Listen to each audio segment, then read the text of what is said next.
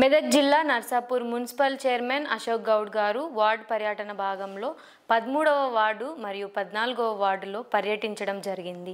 ఎన్నో సంవత్సరాల నుండి పెండింగ్లో ఉన్న సమస్యల గురించి 13వ మరియు 14వ వార్డు ప్రజలతో మాట్లాడడం జరిగింది.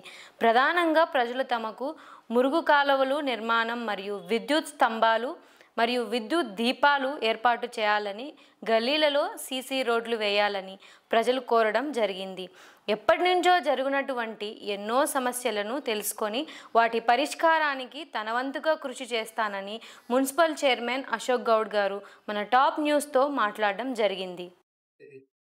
నీకు ప్రాబ్లం లేదు, నీకు పని ఉంది, నీకు ఇబ్బంది ఉంది, నాకు ఒకటి చెప్పాలి, నేను చేస్తాను, నువ్వు చేయకపోతే నాకు ఇబ్బంది అవుతుంది.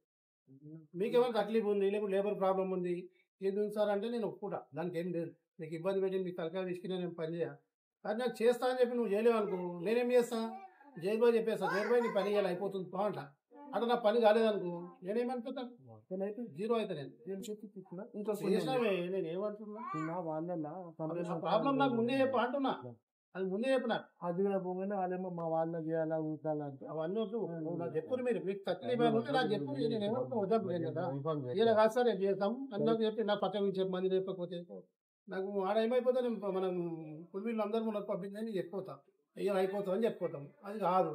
అరే వాడు వీడు ఒకటే నాకు ఇట్లనే ఉంటారు అట్లా